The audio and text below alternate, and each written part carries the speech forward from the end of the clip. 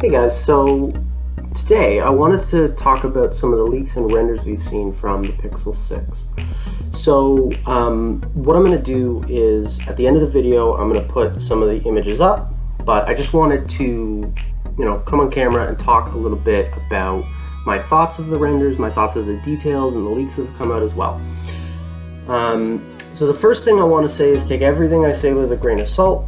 We have no idea how real these are, how accurate they are.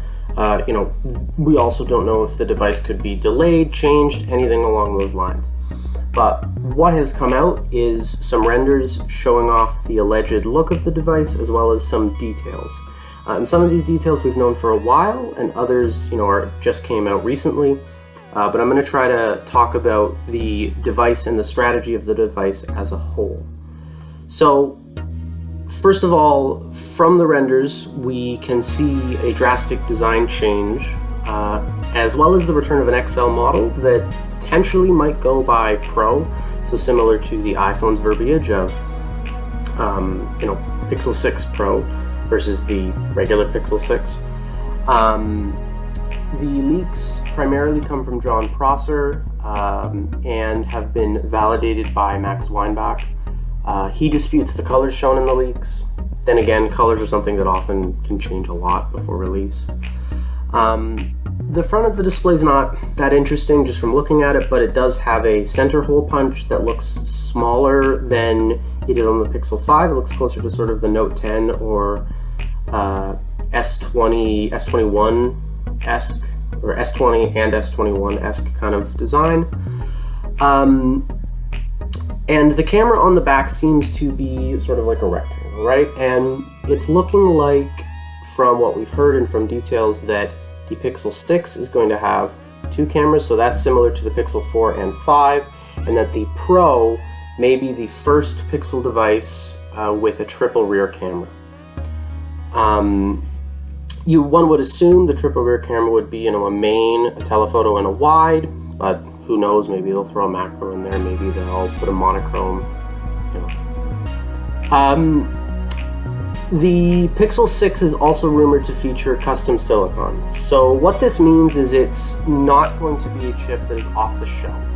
So probably the phone you have in your hand is, if it's an Android device, is a phone that is using a processor that is mass-produced for multiple devices, right? We talk about it all the time. This device is a Snapdragon 888, or this device is a Snapdragon 730G, or a MediaTek Helio P90. It's looking like Google is going the Apple route and creating their own chips in-house. This could mean a million different things, but the main thing sort of to know is it's looking like it will be on par with the Snapdragon 780G. So that means, close to the highest end Snapdragon, but not quite. And it looks like the main idea is to continue the strategy that Google set with the Pixel 5, which is we are an upper mid-range phone or a lower flagship, right? So like if this is the highest of the high end and this is mid-range, Google wants to slot somewhere in the middle.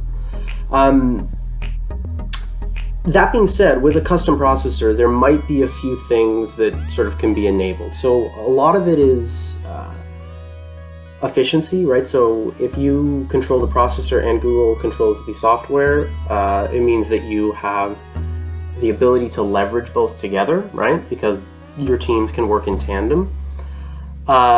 It also means potentially better optimization in terms of battery life, in terms of RAM management, in terms of performance generally, right? So I said it's on par with the Snapdragon 780G, but it might perform like the Snapdragon 888, or it might not. And the other thing that can often be optimized is image signal processing. So that's something Google already has put custom co-processors in before. So Pixel Visual Core with the Pixel 2. And so it's looking like they are planning to continue that with this custom-built processor. And I think generally it's a good idea. I think that it will allow for Google to have more control over the device as a whole, right? I think that it also will be good because it will increase their advantage with software updates compared to other Android makers and get them closer to iOS. So one of the reasons that a lot of people bought Pixels initially was software updates and security updates, but if you actually look at the amount of years you get, it doesn't really compete with Apple, right? I'm an Android user through and through, and that's just the truth. It's a fact. And so I think generally that's a good idea. And the other thing that I think is a good idea is not trying to compete with the ultra high-end devices. If we looked at the Pixel 4 versus the Pixel 5, I think that that's pretty easy to see. The Pixel 5 released sort of in that sort of middle range between the high-end and mid-range, and I think that that is exactly where you want to be targeting if you're Google, because you're not going to beat Samsung at their own game with the scale, the marketing, as well as just the design prowess that they have. But yeah, let me know what you guys think. Again, I'm going to put the pictures at the end of the video right now. Let me know what you think of the design. Let me know what you think of the details that we've learned so far. Do you think it's a good idea? Do you think it's a bad idea? Let me know down in the comments, and consider subscribing if you like what you see. Talk to you guys later.